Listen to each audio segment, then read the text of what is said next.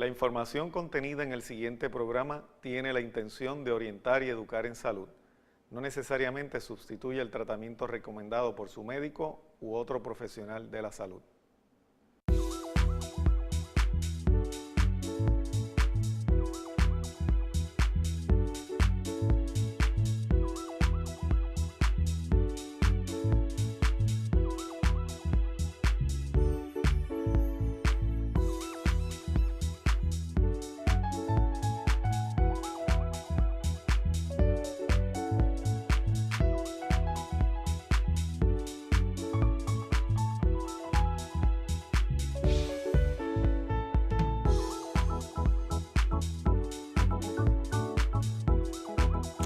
Un saludo cordial a todos los amigos y amigas de Vive Sanamente, una vez más aquí, honrado, ¿verdad?, de poder estar en este programa y por la oportunidad que Dios me da y nos da de poder producirlo y de llegar hasta su hogar o hasta su lugar de trabajo con información que sabemos que va a ser para uso en beneficio de su salud, tanto física, mental, espiritualmente, porque esa es parte de nuestro propósito y esa es la misión que entendemos que nuestro Creador nos ha encomendado.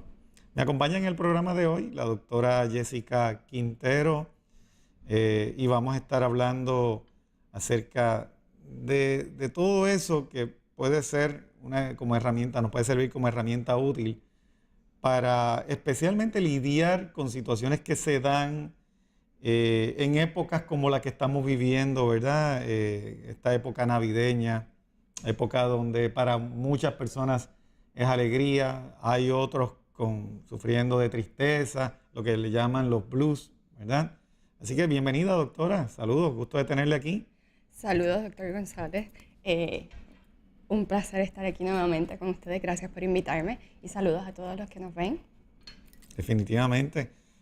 Fíjate, Jessica, se acercan muchas personas aquí en el instituto, especialmente en esta época, y lo ve también uno a través de los medios de comunicación, el énfasis que se está dando en este asunto de cómo nosotros podemos ser proactivos en el momento que nos encontramos con personas que han perdido algún ser querido cerca de esta época, una época donde las familias generalmente se reúnen, comparten, van a la iglesia juntos. Y gente, por ejemplo, que perdió algún familiar, algún ser querido que estas Navidades no va a poder compartir o que no lo van a tener presente en las fiestas. Pues hay gente que van a estar alegres, pero se combina ese sentimiento de alegría y de tristeza en muchos hogares cuando se ven en esta situación extrañando ese ser querido o extrañando posiblemente la casa donde vivían, tomando en consideración estas personas que se han tenido que ir fuera del país o que quizás perdieron sus pertenencias. ¿Cómo nosotros vamos a trabajar con nosotros mismos cuando tenemos que enfrentar esas situaciones? ¿O cómo vamos a trabajar cuando tenemos que enfrentarnos con familiares o amigos o seres queridos, ¿verdad?, que están sufriendo por pérdida, por la situación que sea, donde se va a ver afectado quizá ese espíritu de celebración, de unión familiar y demás? ¿Cómo trabajamos con esas situaciones cuando están presentes en el ámbito familiar o de amistades? Sí, ciertamente tienes razón. Eso lo vemos mucho en esta época y lamentablemente, ¿verdad? Bueno, la época navideña, la época festiva, como bien tú dices, trae muchos sentimientos positivos, pero de la misma forma, bueno, porque hay algarabía, hay ilusión, es una época diferente a lo que experimentamos el restante tiempo del año en nuestra isla. Regalos, reencuentros de familiares, muchas cosas, ¿verdad? Que estamos en esa expectativa. Pero de la misma forma va a traer sentimientos no tan positivos como bien tú estableces para personas que, bueno, pueden haber sentimientos de ansiedad por la alta expectativa que pudiéramos tener acerca de esta época, lo que quiero dar, lo que quiero recibir. Pueden haber sentimientos inclusive de fracaso, mucho, como tú dijiste, de dolor, por memorias, por seres que ya están ausentes en este tiempo, que ya no están con aquí, ¿verdad?, presentes, o que, como pasó con todo lo que sucedió el año pasado con el desastre natural que vivimos, que personas se fueron afuera y ahora entonces, de la misma forma que están viniendo a la isla, que ya me he topado con algunos pacientes que están felices porque van a venir a sus familiares a verlos en esta Navidad, de otra forma hay otros que no, ¿verdad? Y como tú dices, trae muchos sentimientos de soledad, de desesperanza, de tristeza asociada. Esto es una época que, pero ¿sabes qué? Es más común de lo que uno pudiera pensar. Exacto. Es más común de lo que uno piensa. Y sí se puede trabajar. Es algo que hay que, primero que nada yo diría que lo más importante es identificarlo. Concientizarnos, exactamente. Porque va a haber unas señales. Como tú dijiste, bueno, algunos le llaman en inglés blues. los holiday blues, ¿verdad? Hablando más de manual de diagnóstico en términos de salud mental, podemos hablar acerca de lo que es el desorden de depresión asociado con un patrón estacional, o lo que es el SAD por sus siglas en inglés, el Seasonal Affect Disorder. Que no debiera afectarnos tanto aquí en Puerto Rico, ¿verdad? Porque aquí no tenemos esos meses de asunto oscuridad. De la luz y oscuridad. De la luz, al contrario, los días aquí son bien claros. En Navidad la atmósfera es preciosa, los días son más frescos. Para mí es la época favorita del año en términos de estación.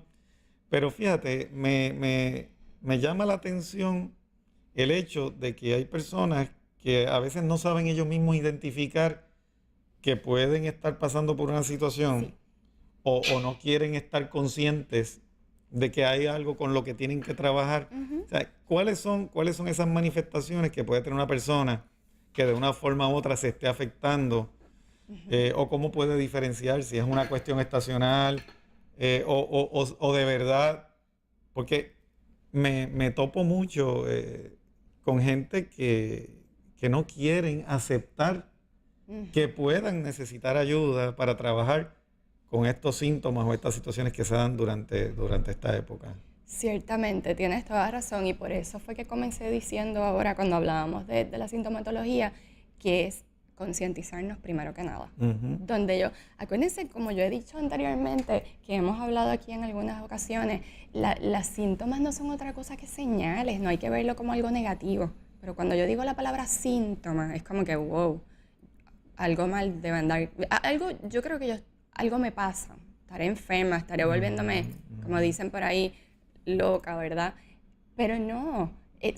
Acuérdense que son señales de aviso que da nuestro organismo. Por alguna razón, mi cuerpo, mi organismo específicamente hablando, acuérdense de la conexión del alma, el cuerpo y el espíritu que hemos hablado constantemente, que es lo que aquí constantemente estamos trabajando, ¿verdad? Bajo esa premisa. Exactamente. Así que mi cuerpo me está dando unas señales de que algo no anda bien. Mi alma, a nivel de pensamientos, de emociones, sentimientos, conducta, me está diciendo, hay algo que no se siente bien aquí. ¿Y para qué son? Reconocerla, identificarla, pero para hacer algo al respecto. Porque si no, entonces puede esto aumentar, se sale de las manos. Y entonces convertirse en una patología. Claro, y no queremos eso. Así que es identificarlo. Hay señales. Cuando estamos hablando de trastornos afectivos del estado de ánimo. Así que si hablamos entonces de que esto es parte del espectro de la depresión mayor, como una variante, ¿verdad? Vamos a ver sentimientos de tristeza. Vamos a ver, porque lo observamos, la persona se siente muy triste profundamente, puede estar sintiendo constantemente mucho llanto, las personas la ven triste, llorando, decaído, a lo mejor un poco desaliñado, que no tengo deseos, la persona no tiene muchos deseos de arreglarse.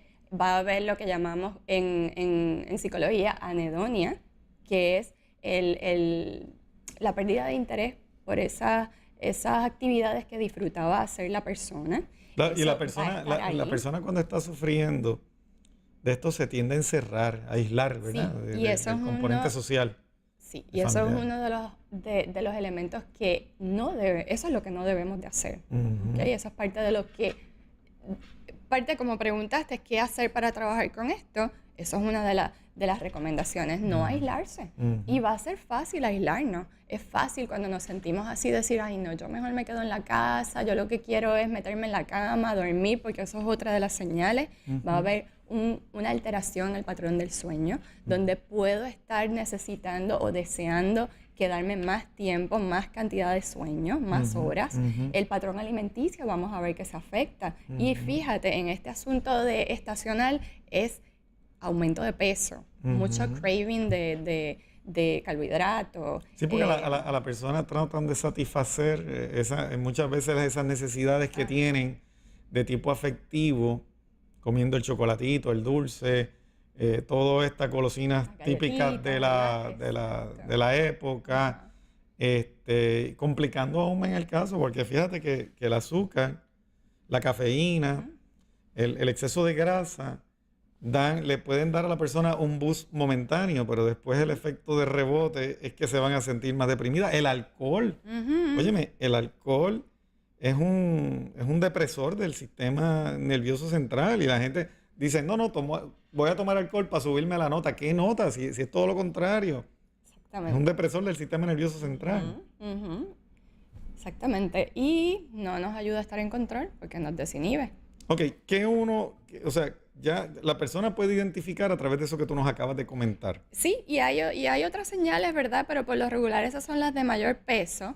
Que ahora, no quiera compartir. Sí, el detalle, por la anedonia que estaba yo hablando. Ahora bien, el detalle es que hay que estar, como yo dije, alerta. ¿Cuáles son las señales? ¿Qué es lo que está gritándome mi ser, mi organismo, mi alma? ¿Ok?